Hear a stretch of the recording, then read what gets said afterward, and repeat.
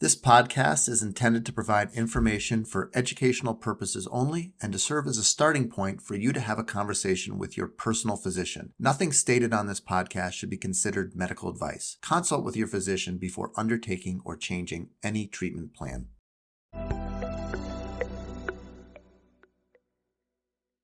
Welcome to the Pound of Cure podcast. We are back for another episode. I'm Zoe Schroeder, registered dietitian. Matt Weiner, bariatric surgeon and non-surgical weight loss specialist. And we've got a really great show for you today. We are going to cover a bunch of topics like we always do. Topics include weight loss surgery versus Ozempic. Our patient story is weight regain after a sleeve and how they were able to find success afterward. Post-vacation groceries tip, stomach size after surgery, specifically sleeve gastrectomy. Cottage cheese, the SADI procedure, iron supplementation, question from a patient who has unintentional rapid weight loss 5 years after surgery, and eating meat as a snack. Meat snack. Meat snack. All right, so let's start with the news. In the news, comes from an article in the Atlantic, and the title of the article is "We've had a cheaper, more potent Ozempic alternative for decades." And I love this article because it really talked about the neurohormonal shifts of bariatric surgery and GLP-1 medications. And this is something we see. I mean, really, Zoe and I, we're on the front lines of this. We're talking to dozens and dozens, if not hundreds of patients a week about their experience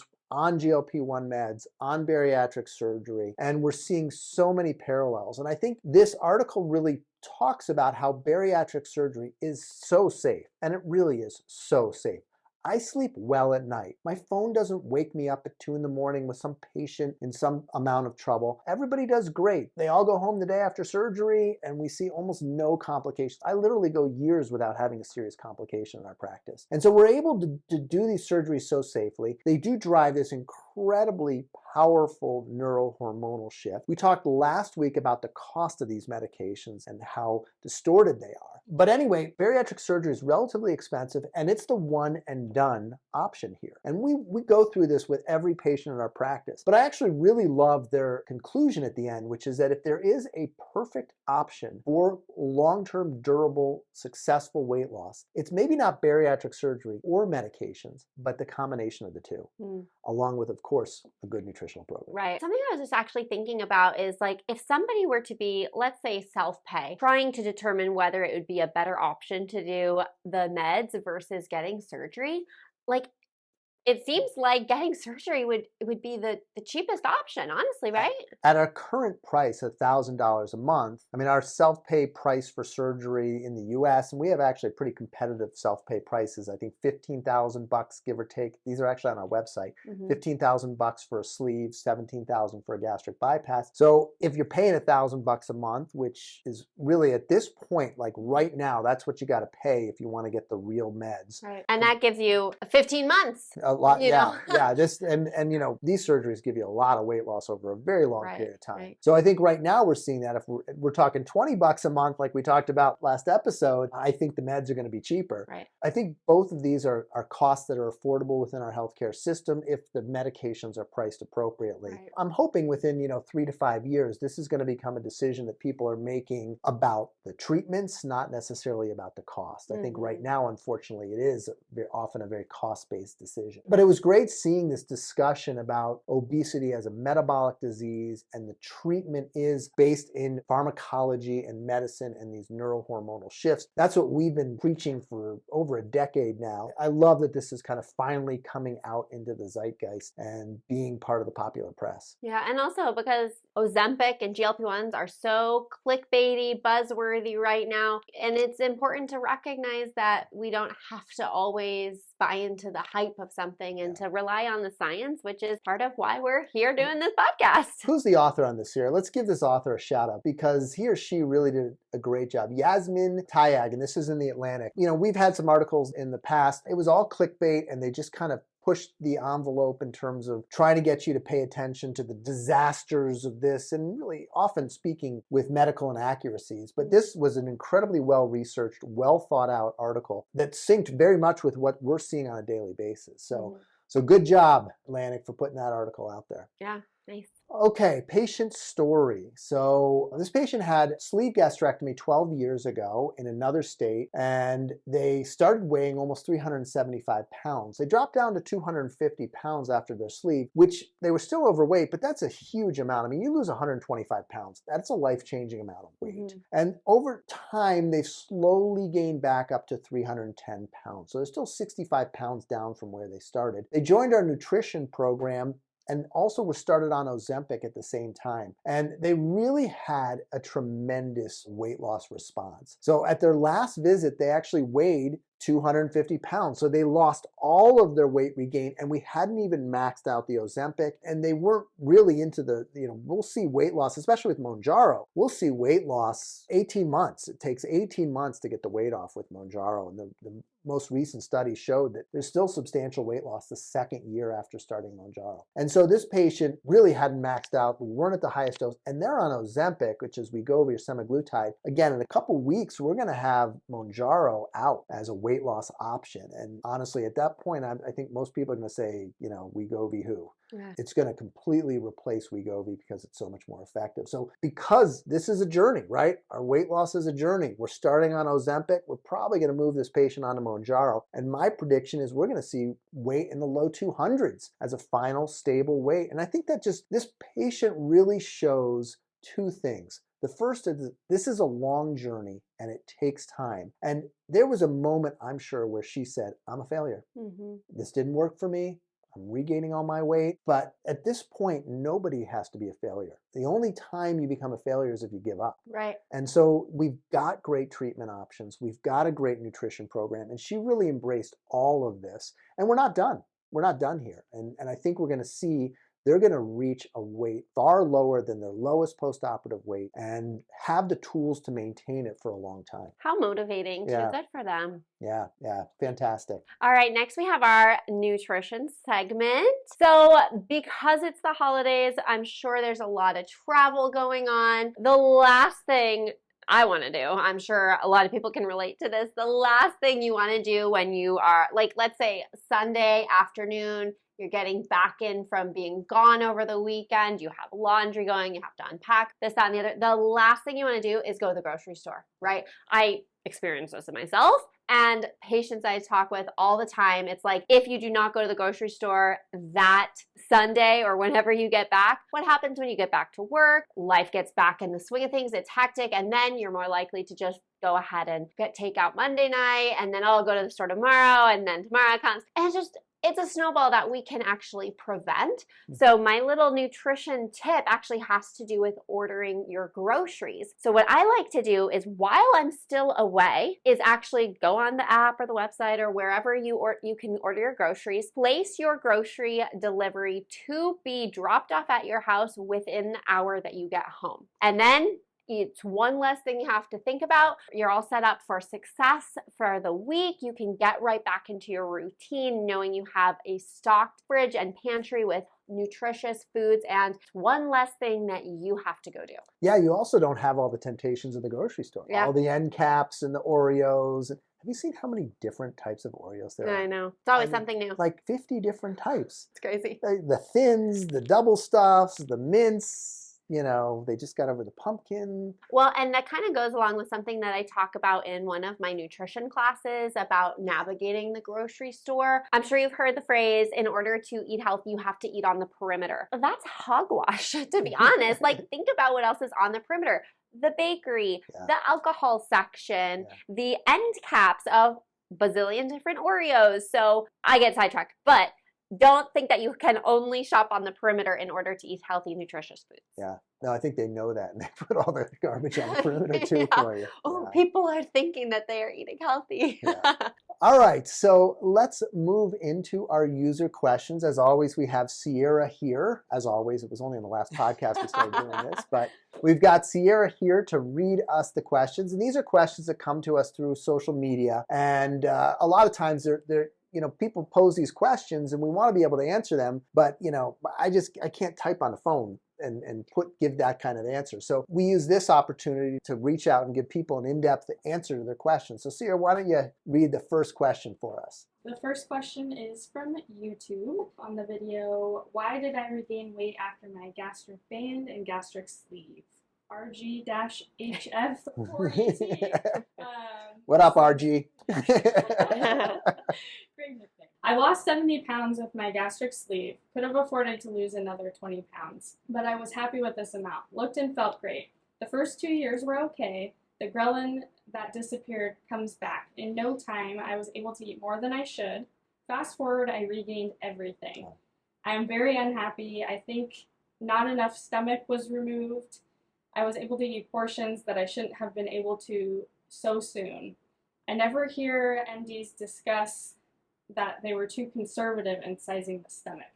So let's talk about sleeve gastrectomy, and the topic that you'll hear discussed that kind of goes into this is bougie size. So a bougie is just a plastic tube that while you're asleep is not something you would want placed into your mouth while you're awake or down through your esophagus. But while you're asleep, the anesthesiologist places this plastic tube in, and they come in different sizes. So the size is measured in French. I personally use a 34 French. Some people talk about 30 French being the optimal size, or 36 French. The truth is, a French is 1/3 of a millimeter. Oh. So if we're talking about 2 French, we're talking about 2/3 of a millimeter. It is a negligible difference. But we put this tube into the stomach and essentially kind of go and staple up along this tube. Now, you can certainly leave too much stomach behind if you're an inexperienced surgeon. But the truth is, I've seen a lot of patients with weight regain, and I'll do endoscopies and we'll work them up and looking for things like this. I have seen a few scenarios where clearly enough stomach was not removed. And I believe that that was part of the reason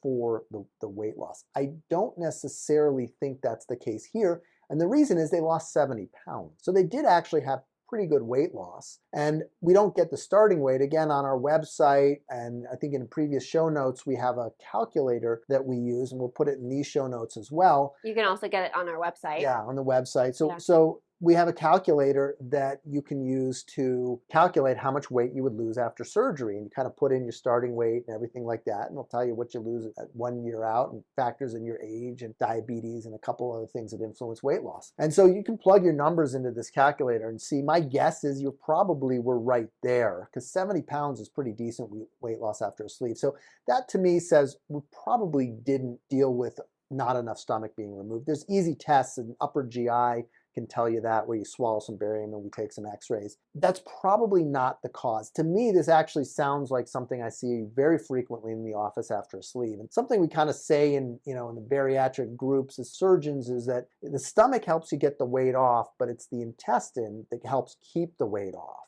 And so that's why gastric bypass and the SADI procedure has much more durable weight loss compared with the sleeve. I hope you listened to the first segment of this where we talked about essentially someone who's exactly in your shoes but hasn't started on the GLP-1. So this, to me, this is again pretty easy. We're going to put this person on some form of GLP-1 medication like Wegovy, Ozempic, Mounjaro, something along those lines. And most likely we'll see a substantial amount of weight come off. I wouldn't be surprised if they can get on the right medication if we get those last 20 pounds off as well. And my hunch is this wasn't related to the bougie size. I think if you had it done by a competent surgeon, they're going to do it the same way every time. This is not a judgment call. This is a pretty standard thing. When I do a surgery, I don't say, maybe this time I'm going to do it this way. It's the exact same way. Every suture's cut the same way. My assistant, Deidre, she retracts this way at this point and this way at that point. We have this thing choreographed like a Broadway play. I mean, every single move is I don't say anything to my tech. She just hands the instruments to me. She knows exactly what's next. So most surgeons who do a reasonable volume are going to do their surgery the exact same way every time. That's how you get repeatable results. So most likely, I'd be surprised that that's what we're dealing with here. Yeah, and I just, what you mentioned, like, there's no reason why we wouldn't be able to see that additional weight loss. And just want to kind of mirror something I think we said in the last episode, or maybe it was this one, I can't remember. You're not a failure. I know you might be feeling unhappy in your body in this moment, but take this as the opportunity to pause and pivot rather than spiral. Okay, you've got this. Next question is from YouTube, from the video, Why You Should Avoid Refined Oil and Dairy. This is from Ileana67. What is your opinion on cottage cheese? Well, cottage cheese is having a moment. I don't know if you knew that or not. I didn't know that, actually. Yeah, well, for whatever reason, it has resurfaced. I remember eating cottage cheese growing up. Like, it was always served like as a side dish along with our salads and that kind of thing. Yeah. Whatever. It doesn't matter. Cottage cheese is having a moment, and I think the reason why is because it is very high protein. So cottage cheese is one of those protein sources that we actually do recommend in those early stages post-op, during the soft food phase. I do generally recommend if you are choosing to have cottage cheese. Now, of course, we're trying to limit your overall dairy intake. We don't want to be eating too much dairy all the time. But the reality is that cottage cheese is a high protein. If you're going with the low fat or no fat, that's a good option to kind of keep the ratios. We talk a lot in our nutrition sessions about the 10-to-1 ratio for picking out lean protein sources. And so my take is it's a great option. It is versatile. I wouldn't recommend having it all the time, but in a pinch, it's a great, easy protein source. Yeah, I think I totally agree on that one, especially post-surgical. In the first few weeks, it's a lifesaver. Okay, well, since we're talking about cottage cheese, I have to share something that I made. Well, two things I'll share both of the things that I've made recently with cottage cheese because they're actually so tasty. The first one being a high protein mac and cheese, utilizing blended cottage cheese with some paprika and garlic and, different stuff, and then utilizing chickpea pasta. Yeah. So I actually made it this weekend. Chickpea pasta, your blended cottage cheese mixture, put that together. Of course, veggies on the side, but talk about a high protein and very filling, because the chickpea pasta is super high fiber. As we actually discussed in the last episode, the importance of fiber and how it can actually mimic the GLP-1 hormone. So if you missed that episode, definitely go back and watch it, because we kind of dove a little bit deeper into how fiber can actually mimic the hormones that the Ozempic and the GLP-1 medications do. But regardless, it was tasty. Yeah. I think that chickpea pasta, what's amazing is, like, if you put a plate of regular pasta in front of me, it's like I can almost feel like the drive to eat. Like, that stuff hits your brain and it's like, go. You just can't get enough. You can't stop eating. And it's like you almost never feel full. And then finally you stop and you're like, oh, that was a lot, right? But with the chickpea pasta, it's such a different experience. You don't get that drive to overeat. You feel very satisfied with it. So, and I love it. It's only one ingredient. When we're talking about as little processed, little ingredients as possible. They should pay me. I talk about it so much. We'll see if we can set up some advertising. Next question was from the YouTube video, gastric sleeve versus gastric bypass. What's the difference? 2023. This is from Piano. What is your opinion of the SADI operation? It looks to be the best of both worlds. Love your channel, but I've never seen you discuss it. The SADI procedure, which stands for single anastomosis duodenal ileal bypass, is a procedure where we start with a sleeve, and then just after the stomach, we divide the sleeve, and then we bring a very distal segment of the intestine up like a loop. So a duodenal switch is kind of like a gastric bypass where it's divided like a Y, but this is almost like it just brings it around. We call it an omega loop because it makes an omega shape, and we kind of swing up the intestine around. And so it offers kind of a partial bypass. So this is a relatively new surgery. The first issue with the SADI procedure is it's not covered by a lot of insurance. Getting it approved by insurance companies can be very, very difficult. So that's the first obstacle we have to face. And I think a lot of these processes are complex enough that we start throwing that in there and it just becomes a really difficult decision. The second is that we're definitely going to see more malnutrition issues. So iron deficiency, vitamin D deficiency, particularly the fat-soluble vitamins A, D, E, and K. We're going to see more deficiencies than we see with a gastric bypass. We will see a little bit of extra weight loss. And so you do lose more weight with a SADI procedure compared to a gastric bypass. And I think a lot of this, there was a trend up until very recently to kind of be more and more aggressive. As we were able to do these surgeries more and more safely, we can start making these procedures more aggressive and driving more weight loss to counteract the weight regain that we're seeing. We're also seeing so much weight regain after a sleeve that this is a great option because the sleeve's already done and you just loop up the intestine, and it's a pretty straightforward procedure. Now with the GLP-1 medications, my suspicion is we're going to see us kind of back off on the invasiveness, because once you do the surgery, you buy yourself all these malnutrition issues. I think the other concern I have for the SADI procedure is we see a lot of heartburn or reflux after a sleeve. Now, I can solve that problem like that. Convert to a gastric bypass, did it today, 90 minutes, no big deal, patient goes home tomorrow, heartburn is gone. Now with a SADI, remember, we still have a sleeve. And so if you develop acid reflux after a SADI procedure, because we've divided the stomach downstream, we've looped this intestine around, it is not a simple 90-minute procedure to convert to a bypass or somehow address this acid reflux. So again, my motto is I don't create disasters. Or if I do a sleeve and someone has acid reflux, we talked about it up front, and I got a fix that I can do safely for you. Nobody wants 2 surgeries. But if that's your journey and it ends up working for you, that's still generally okay for most patients. So reflux after a SADI does not have a good answer. I don't see it talked about enough in the literature, and we're definitely going to see it. And so that's my biggest concern, is I like to have every option mapped out when I do these procedures. And I think what I see such great results with is the sleeve plus the GLP-1 medications. They work so well together that, if this is my family member, I'm going to start with sleeve and add the GLP-1s in rather than get really aggressive surgically. Well, and also nutritionally, like you mentioned, more prone to malnutrition, specifically with those fat-soluble vitamins like vitamin D. That malabsorption, you can sometimes need to take so much extra vitamin D in order to make up for it. And of course, getting your labs checked and knowing kind of exactly what your supplementation should look like is important there. But just another thing to keep in mind, if we're trying to improve quality of life, decrease, the amount of supplements and medications you're taking, then this might be one of those places where it would actually increase. Yeah, it's a growing procedure, but I don't know. I'm not 100% sold on the future of this one. I tend to be a late adopter to these kind of things. For me, it's about, I just want to do this surgery and have it so dialed in and kind of taking on new things and being experimental. I don't work as part of a university. Honestly, I don't work with residents. And so I kind of consider myself just a production guy. Like I do a lot of surgery and I do it well. And that's kind of my role in life. So I think there is possibly a role for this. We're seeing it a little bit more at the academic institutions than we are out in private practice. Next question is from the website, from Jeanine.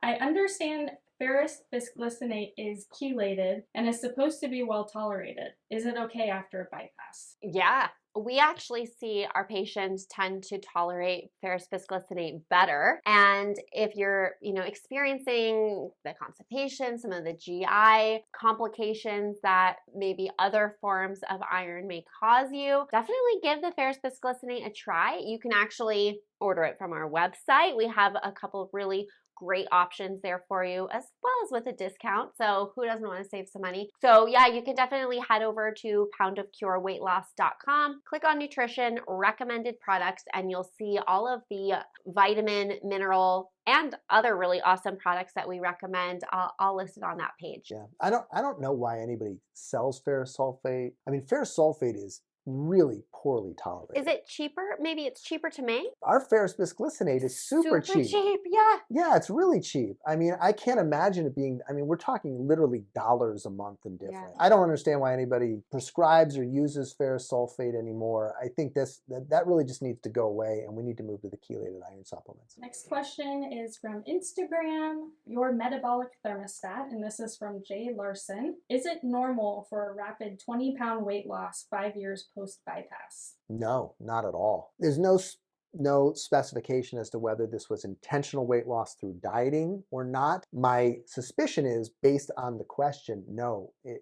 was not intentional weight loss. I think there's very few things that are going to get my attention from a patient than unintentional weight loss.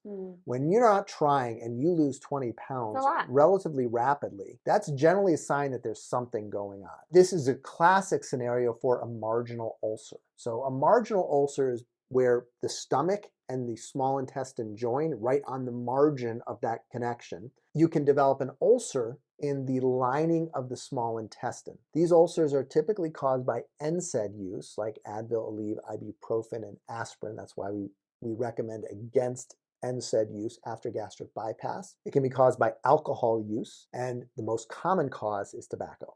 So smoking has almost a guarantee that you're going to develop a marginal ulcer. And these things are pretty miserable. You develop a total food aversions. Food becomes disgusting. It becomes very difficult to eat. You lose your appetite. We see profound iron deficiency. And so this person's going to end up being on a lot of Ferrous Bisglycinate. And so I think this is someone who needs to seek medical attention. If you have unintentional weight loss, that is not a lucky bonus for you. That is potentially a sign of something dangerous. And I think this person needs to reach out to their bariatric surgeon, to their PCP, to whoever's they can trust in their healthcare world to get a little bit more treatment. And the diagnosis for this is an endoscopy, where you put you to sleep and use a camera to look down into your esophagus and look at that ulcer. And they're typically treated with medications. With medications, we'll usually get them to resolve, but it can take time, especially if you're currently using tobacco. The other thing is that they can bleed and perforate. And if they bleed and perforate, that obviously can be a much bigger problem. But thankfully, they're fairly uncommon. I do not see a lot of marginal ulcers in our practice. Oh, that's good. I see a couple a year, but it's certainly not with a lot of frequency. So it sounds like being really aware of like those lifestyle habits and factors that you can do to try to minimize your risk for developing. Yeah, steroids too. Steroids can cause it if you're on prednisone or something like that. Okay. Next question is from our website from Kate. She says, can I eat meat as a snack? Pop an ounce of chicken into my mouth with a few veggies. Is it better to eat 3 times a day and just get all that meat in at once? Meat snacks. I'm here for the meat snacks. Honestly, if it's I think this is a classic case of nutrition being very individualized, right? We have our general recommendations and on the program and the types of food we want to be eating, but your lifestyle, your preferences, it's all very personal. So if you like eating those mini meals, maybe a bite of chicken and a few veggies spread throughout the day versus sitting down and eating several ounces in one sitting, do it. That's great. Yeah. And actually, I kind of like the idea of that, kind of steady throughout the day. It helps with managing your blood sugar, help with having your energy, more stabilized throughout the day. So I support the meat snacks. Yeah. I think this gets back to something you talk so much about, which is mindful eating. And if meat works for you, then it works for you. We don't want people eating tons of animal protein. Animal protein is something you should keep to a relative minimum. But if this is something that allows you to feel comfortable and full throughout the day and to follow a pretty good diet that somewhat resembles our metabolic reset diet, go for it. Yeah. Well, I think that pretty much wraps up this episode. So I think we have another great one in the books as we continue to help you achieve health and happiness through sustainable weight loss. Happy holidays.